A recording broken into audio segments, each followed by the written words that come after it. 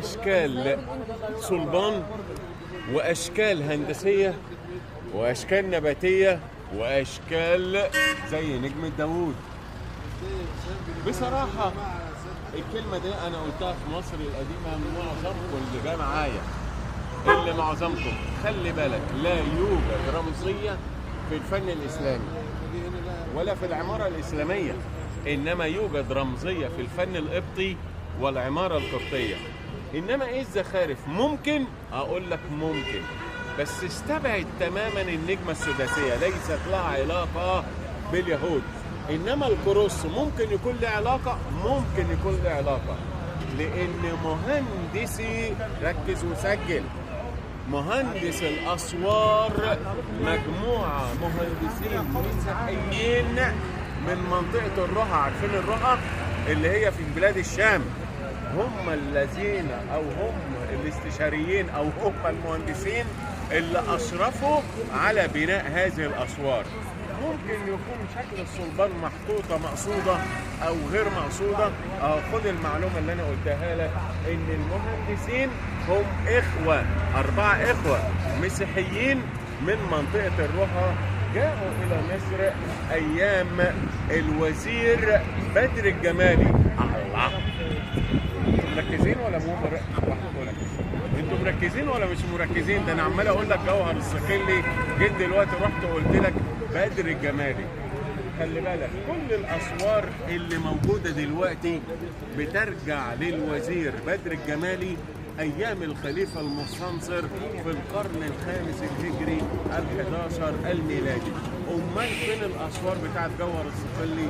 ولا جزء من سور جوهر الصقلي متبقي الى وقتنا هذا، ولا حته. انما اللي متواجد اللي امام حضراتكم كل ده بيرجع الى الوزير بدر الجمالي.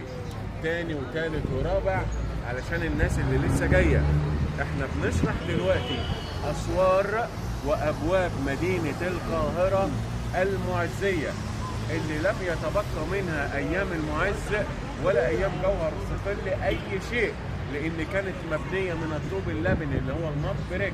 انما اللي موجود من الحجر اللي قدام حضراتكم ده بعدها ب100 سنه برضه في العصر الفاطمي، ايام خليفه تاني اسمه الخليفه المستنصر بالله، واللي بناه الوزير مين؟ بدر الجمالي.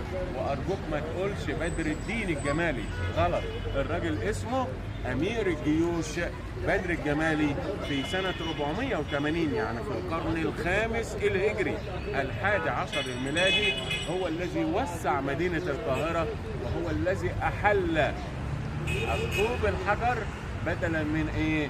من الطوب اللبن. اذا كل اللي انت شايفه ده من ايام الخليفة المستنصر بنفس الاسماء وبنفس المسميات التي كانت ايام مين؟ ايام الخليفة المعز.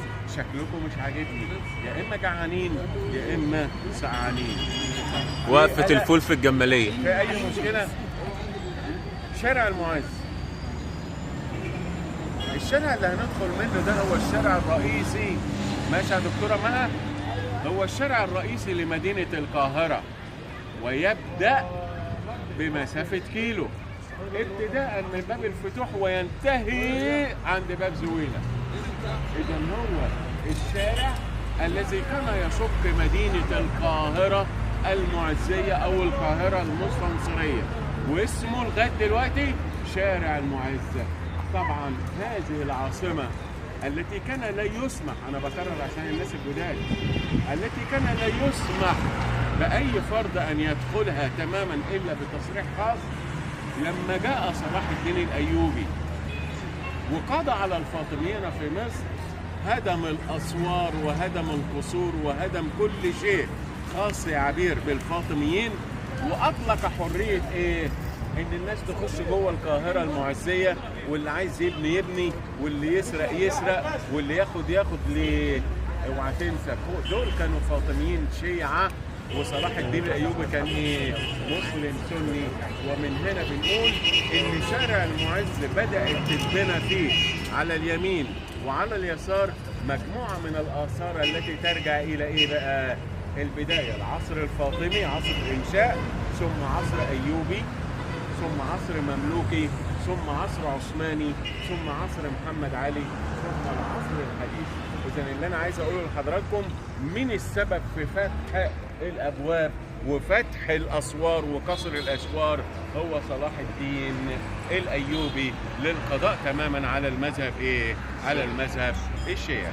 تعالى بقى نمشي في شارع المعز النهارده وربنا يقدرنا ونشوف الآثار التي ترجع للفاطمي أو الأيوبي أو المملوكي أو العثماني أو محمد علي حسب ما هيقابلنا واحنا ماشيين.